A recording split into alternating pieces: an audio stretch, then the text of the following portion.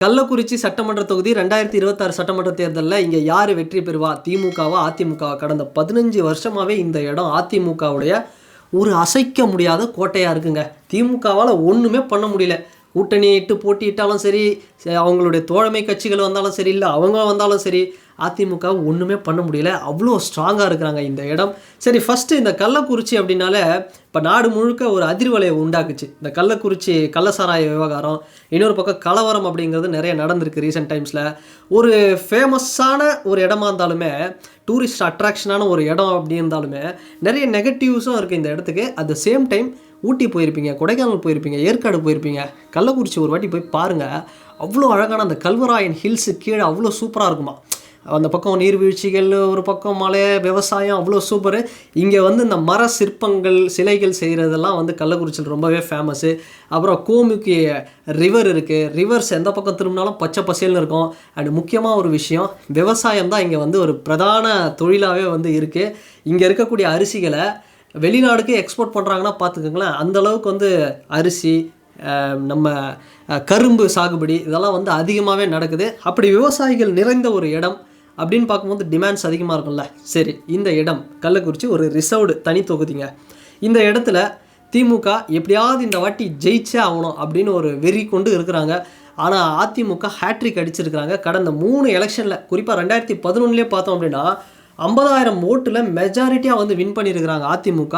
அப்போது இத்தனைக்கும் விசிகாவும் பாமகவும் ஒரே திமுக கூட்டணியில் ட்ராவல் பண்ணியிருக்காங்கங்க. அப்படி இருந்தும் கூட அதிமுகவை ஜெயிக்கவே முடியல. அந்த அளவுக்கு வந்து பலமாக இருக்கிறாங்க. சரி, அதுக்கப்புறம் நடந்த 2016 சட்டமன்ற தேர்தலில் இப்போ பார்த்தோம் அப்படின்னா இந்த டைமும் வந்து திமுக தோற்று போகிறாங்க. இந்த டைமில் மக்கள் நல கூட்டணி உண்டாகுது. ஸோ விசிகாவை வந்து இந்த இடத்துல வந்து ரொம்பவே வெயிட்டாக இருக்கிறாங்க. மக்கள் நல கூட்டணியில் வந்து விசிகா போனதுனால திமுகவுக்கு ஒரு பெரிய லெவலில் ஒரு சப்போர்ட் இல்லை. அவங்களுடைய கூட்டணி சிதறல்னால வந்து திரும்ப தோற்று போகிறாங்க. அந்த இடத்துல அதிமுக வின் பண்ணுறாங்க. இந்த வாட்டி 4,000 ஓட்டுகள் வித்தியாசத்தில் வின் பண்ணுறாங்க. இதுலேருந்து என்ன தெரியுது, ஏன் வந்து திமுக விடுதலை சிறுத்தையை வந்து இவ்வளோ வந்து டிபெண்ட் பண்ணி இருக்கிறாங்கன்றது இந்த ஒரு இடத்துலேயே வந்து நம்மளுக்கு தெரிஞ்சிருக்கோம். சரி, அடுத்து 2021 சரி திமுகவும் நின்னாச்சு, விடுதலை சிறுத்தையே நிப்பாட்டியாச்சு. இப்போ நம்ம என்ன பண்ணுவோம், ஒரு சேஞ்சுக்கு காங்கிரஸை நிப்பாட்டோம். சரி, காங்கிரஸ் மூலயமா வந்து வராங்க 2021. அப்போவும் பார்த்தோம் அப்படின்னா 26,000 வாக்குகள் வித்தியாசத்தில் ஒரு அபார வெற்றியை அதிமுக பெறுறாங்க. என்னடா இது, எப்படி தான் வந்து போட்டாலும் வந்து அடிக்கிறாங்களே அப்படின்னு வந்து திமுகவுக்கு ரொம்ப ஒரு தலைவலி உண்டு பண்ணுறக்கூடிய ஒரு தொகுதி தான் இது.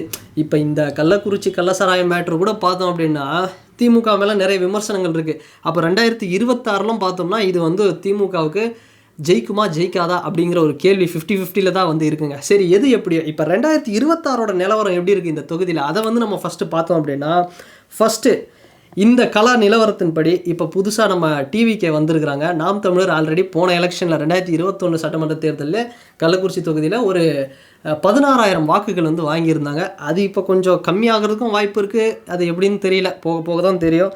பட் இன்னொரு பக்கம் பார்த்தோம் அப்படின்னா 10-15 ஆண்டுகளுக்கு முன்னாடி சிறுத்தை குட்டிகளாக இருந்த சிறுத்தைகள் இன்றைக்கி வளர்ந்து பெரிய சிறுத்தைகளாக வந்து வந்திருக்கிறாங்க. ஸோ அந்தளவுக்கு வந்து விசிகா வளர்ந்துருக்காங்கன்னு சொல்கிறேன். விசிகாவுடைய இந்த வளர்ச்சி அப்படிங்கிறது எந்த லெவலுக்கு போயிடுச்சு அப்படின்னா, எங்களுக்கு கூடுதலான தொகுதி தாங்க, ஆட்சியிலும் பங்கு, அதிகாரத்திலும் பங்கு, எங்களுக்கு எக்ஸ்ட்ரா சீட்டு வேணும், அப்படி இல்லைன்னா நாங்கள் டிவிகே கிட்ட போயிடுவோம், வேறு அதிமுக கிட்ட போயிடுவோம், பிஜேபியில் அதிமுகக்குன்னு தொடர்ச்சியாக வந்து ஒரு ஒரு சில இதுவை கொடுத்துக்கிட்டே இருக்கிறாங்க. ஒரு சில அந்த ஒரு அலர்ட்னஸை வந்து திமுகவுக்கு வந்து கொடுத்துக்கிட்டே இருக்கிறாங்க. அந்தளவுக்கு வந்து விசிகா இன்றைக்கி வந்து வளர்ந்துருக்குறாங்க. சரி, இப்போ நம்ம என்னென்னா 2026 ஒரு மிகப்பெரிய சேலஞ்சு, விசிகா டிக்ளரே பண்ணிட்டாங்களாம். அதாவது திமுக யாரை நிப்பாட்டல, எங்களுக்கு அதை பற்றி கவலை இல்லைங்க, நாங்கள் விசிகாவுக்கு எங்களுக்கு இந்த இடம் வேணும் கள்ளக்குறிச்சி அப்படிங்கிற மாதிரி வந்து ரொம்ப ஸ்ட்ராங்காகவே இருக்கிறாங்க.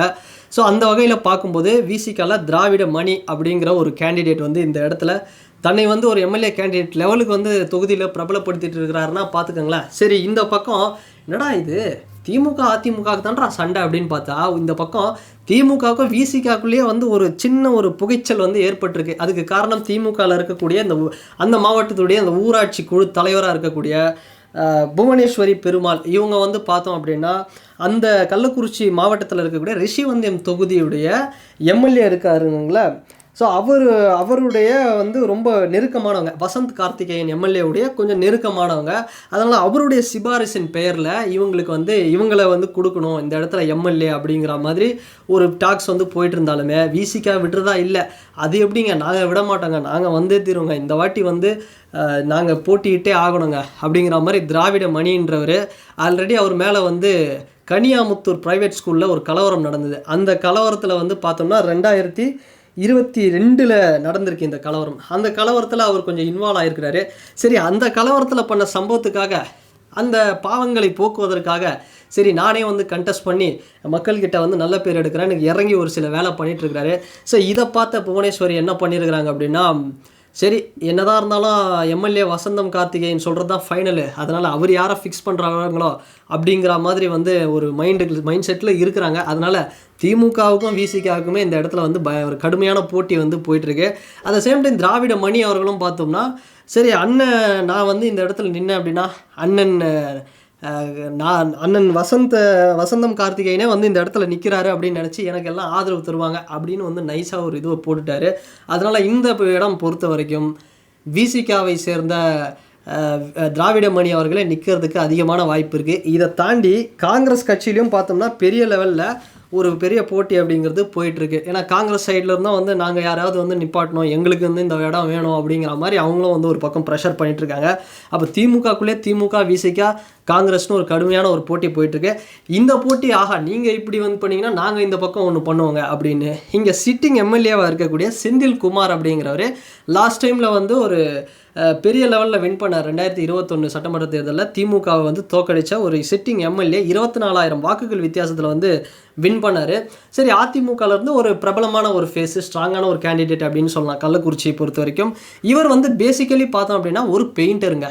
எப்பவுமே இபிஎஸ் அவர்கள் வைக்கிற பிரச்சாரம் என்னென்னா, திமுக பாருங்கள் வாரிசு கட்சி, வாரிசு அரசியலால் வந்து பண்ணுறாங்க, ஆனால் நாங்கள் அப்படி கிடையாது, எங்கள் கட்சியில் அதிமுகவில் ஒரு கடைக்கோடி தொண்டன் கூட, ஒரு அடிப்படை உறுப்பினர் கூட ஒரு நினச்சா தலைவர் ஆகலாங்க, அப்படி இது ஏழைகளுக்கான கட்சி, நான் யார் விவசாயியின் மகன் அப்படின்னு வந்து இபிஎஸ் அவர்கள் பெருமையாக வந்து தன்னை சொல்லிப்பார். அந்த மாதிரி தான் இங்கே இருக்கக்கூடிய சிட்டிங் எம்எல்ஏவான செந்தில்குமார் அப்படிங்கிறவர் ஒரு பெயிண்டர் வேலை செய்தவர்.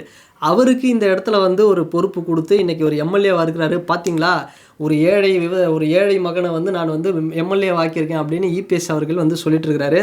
இபிஎஸ் அவர்களுக்கு வந்து ஃபிட்டான ஆட்கள்லாம் வந்து பார்த்தோம் அப்படின்னா செந்தில்குமார் அவர்களை ரொம்ப புகழ்கிறது அப்பப்போ நடக்கும். ஸோ இந்த புகழ்ச்சி அப்படிங்கிறது செந்தில்குமார் என்ன இபிஎஸ் ஓவராக புகழ்கிறாரு அப்படிங்கிறது அங்கே இருக்கக்கூடிய அந்த கள்ளக்குறிச்சி மாவட்டத்தில் இருக்கக்கூடிய அதிமுக தலைமையில் இருக்கக்கூடிய சில தலைகளுக்கு வந்து பெரும் தலைவலியாக இருக்குது. என்னடா இவரை வந்து சொல்கிறாங்க அப்படின்னு. அதனால் இல்லை இந்த வாட்டி ஆளை மாற்றி ஆகணும், செந்தில்குமார் வேண்டாம், வேறு யாராவது இறக்கும்னு எம்ஜிஆர் இளைஞர் அணி அதில் வந்து இருக்கக்கூடிய ராஜீவ்காந்தி மாவட்ட துணை செயலாளராக இருக்கக்கூடிய ராஜீவ்காந்தி அப்படிங்கிறவரை இந்த இடத்துல நிப்பாட்டணும் அப்படின்னு ஒரு டாக்ஸ் வந்து போயிட்டுருக்குங்க. இதை தாண்டி இன்னும் ஒரு 2-3 பேர் அப்படியே இல்லை எங்களுக்கு தான் தேவை அப்படின்னு முன்னாள் எம்எல்ஏவாக இருந்தாங்க சில பேர் வந்து அந்த இடத்துல வந்து ஒரு போட்டியில் வந்து இருக்கிறாங்க. அதனால் பார்த்தோம்னா ஒட்டுமொத்தக்க அதிமுகவுக்கு மிகப்பெரிய ஒரு சேலஞ்ச் அப்படிங்கிறது இருக்குது. யாரை நிப்பாட்டலாம், சிட்டிங் எம்எல்ஏவாக இருக்கக்கூடிய செந்தில்குமாரை நிப்பாட்டலாமா இல்லை வேறு யாராவது நிப்பாட்டலாமா அப்படிங்கிற ஒரு சேலஞ்சு இருக்குது. சரி, இதை தாண்டி இன்னொரு மேட்ரு என்னென்னா பிஜேபி. இப்போ ஏடிஎம்கே பிஜேபி அலையன்ஸ் அப்படிங்கிறது கிட்டத்தட்ட கன்ஃபார்ம் ஆனாலும் இன்னும் உறுதியாக 100% 2 பேரும் இணைவாங்கப்பா அப்படிங்கிறது இன்னும் உறுதியாகலை. அப்படி இருக்கிற வேளையில் பிஜேபியை சேர்ந்த ஒரு முக்கியமான ஒருத்தர் அந்த இடத்துல இருக்கக்கூடிய தடா பெரியசாமி அப்படிங்கிறவர் கள்ளக்குறிச்சியில் இவர் என்ன பண்ணுறாராம், அங்கே இருக்கக்கூடிய சங்கர மடம் இருக்குங்களா, அங்கே வந்து சில பேர்கிட்ட ஒரு இன்ஃப்ளூயன்ஸ் பண்ணி என்னை இங்கே எம்எல்ஏவாக நிற்கணும், நான் வரணும் அப்படிங்கிற மாதிரி இவர் ஒரு பக்கம் இறங்கி வேலை பார்த்துட்டுருக்காரு. அப்போ BJP Congress MLA BJP Congress DMK ADMK and Visika எல்லா கட்சியும் வந்து பார்த்தோம் அப்படின்னா இந்த இடத்துல ஒரு பயங்கரமான ஒரு போட்டியில் இருக்கிறாங்க. உள்ளுக்குள்ளேயே வந்து ஒரு இடத்துக்கு வந்து 4-5 பேர் வந்து போட்டுட்ருக்குறாங்க. அப்படி ஒரு இன்ட்ரெஸ்டிங்காக இருக்கக்கூடிய இந்த இடத்துல கடைசியாக தான் வந்தார் விநாயக் மகாதேவ்ன்ற மாதிரி விஜய் அவர்களோட என்ட்ரி டிவிகேக்கு என்னன்னு தெரியல. ஏன்னா ஒரு பெரும்பான்மையான இடம் அந்த இடத்துல பார்த்தோம் அப்படின்னா என்னதான் தனி தொகுதியாக இருந்தாலும் எல்லா குறிப்பாக வந்து எல்லா விதமான விவசாயிகள், அங்கே இருக்கக்கூடிய மக்கள், எல்லா சமூகத்தை சேர்ந்தவர்களும் அங்கே அதிகமாகவே இருக்கிறாங்க. அப்படி இருக்கும்போது விஜய் அவர்களுக்கு ஒரு மிகப்பெரிய அட்வான்டேஜ். கிட்டத்தட்ட ஆண் வாக்காளர்களுக்கு நிகராக பெண் வாக்காளர்களும் கள்ளக்குறிச்சியில் இருக்கிறாங்க. ஸோ அப்படி இருக்கக்கூடிய இடத்துல விஜய் என்ன பண்ண போகிறாரு? இன்னொன்று, கள்ளக்குறிச்சி மேட்ரு அப்படிங்கிறது ஒரு மிகப்பெரிய ஒரு டாக்ஸாக போயிட்டுருக்கு. அது டிஎம்கேக்கு ஒரு டிஸ்அட்வான்டேஜையும் விஜய் அவர்களுக்கு ஒரு அட்வான்டேஜையும் வந்து ஏற்படுத்தக்கூடிய அளவுக்கு இருந்துச்சு அப்படின்னா, கள்ளக்குறிச்சியில் கண்டிப்பாக கூட்டணி சின்ன சின்ன கூட்டணிகள் அமைச்சாலே வந்து டிவிகேவும் திமுக அதிமுகவுக்கு நிகராக ஒரு டஃப் ஃபைட்டை வந்து கொடுத்து ஏன் ஒரு லீடு எடுத்து வின் பண்ணுறது கூட வாய்ப்பு இருக்குது. அந்தளவுக்கு ஒரு மாஸ் இருக்குது. ஸோ நாம் தமிழர் பொறுத்த வரைக்கும் நம்ம தெரியல, அவங்க தனித்து நின்னாங்க அப்படின்னா ரொம்ப கஷ்டம்தான். அதான் இப்போ போன வாட்டி 16,000 ஓட்டு வாங்கினாங்க. இந்த வாட்டி என்ன ஒரு 20,000 ஓட்டு வாங்குவாங்க. அந்த லெவலில் தான் வந்து இருக்கும். ஸோ என்டிகேக்கு கண்டிப்பாக ஒரு ஸ்ட்ராங்கான அலைன்ஸ் அப்படிங்கிறது தேவை தேவை தேவை அப்படிங்கிறதையும் இந்த இடத்துல நான் சொல்லிக்கிறேன். ஸோ ஒட்டு மொத்தமாக பார்த்தோம் அப்படின்னா ஒரு விஷயம்தாங்க, என்னென்னா கூட்டணி இல்லாமல் எந்த கட்சிகளும் இங்கே ஜெயிக்க முடியாது அப்படிங்கிறது தெள்ளந்தெளிவாக தெரிஞ்சிருச்சு. அதே மாதிரி அதிமுகவுடைய கோட்டையாக இந்த இடம் இருக்குது. திமுக இந்த 2026 தன்னுடைய முழு பலத்தையும் காட்டி ஜெயிக்குமாங்கிறதும் வந்து ஒரு மிகப்பெரிய ஒரு சேலஞ்சாகவும் இருக்குது. ஆனால் டிவிகே வந்தது இன்னும் ஒரு மிகப்பெரிய ஒரு சேலஞ்சை டிஎம்கேக்கு ஏற்படுத்தி கொடுக்கும். ஸோ என்னை கேட்டால் சரிசமமான ஒரு வாய்ப்புகள் தான் அங்கே இருக்குது. இப்போ இருக்கக்கூடிய அரசியல் சூழலை பார்த்தா டிஎம்கே, ஏடிஎம்கே, டிவிகே எல்லா கட்சிக்குமே முக்கியமாக இந்த 3 கட்சிகளுக்கு ஒரு முக்கியமான ஒரு சரியான ஒரு சதவிகிதம் தான் வந்து நான் வந்து தருவேன். ஸோ அதனால் கணிக்கவே முடியாத ஒரு இடமா தான் இருக்குது கள்ளக்குறிச்சி அப்படிங்கிறது. ஸோ நம்ம வெயிட் பண்ணி பார்ப்போங்க என்ன நடக்குது அப்படிங்கிறத, ஃப்யூச்சரில் என்ன மாதிரி கேண்டிடேட்ஸ், என்ன மாதிரி அலைன்ஸ் அப்படிங்கிறதும் அதுதான் இந்த இடத்துடைய வெற்றி தோல்வியை தீர்மானிக்கும் அப்படிங்கிறத நான் இந்த இடத்துல சொல்கிறேன். அண்ட் இந்த வீடியோ பற்றின உங்களுடைய கருத்துக்கள் என்ன அப்படிங்கிறது இந்த கமெண்ட் செக்ஷனில் மறக்காமல் பதிவிடுங்க. அண்ட் வேறு ஒரு வீடியோவில் வேறு ஒரு கண்டென்ட்டில் நான் உங்களை பார்க்குறேன். வேறு ஒரு தொகுதியை பற்றின வீடியோவும் வந்து வரும். ஸோ தொடர்ந்து நம்ம சேனலில் ஒரு கனெக்டாக இருங்க. அண்ட் இந்த வீடியோ உங்களுக்கு பிடிச்சிருந்தால் லைக் பண்ணுங்கள், ஷேர் பண்ணுங்கள், கமெண்ட் பண்ணுங்கள், சப்ஸ்கிரைப் பண்ணுங்கள்.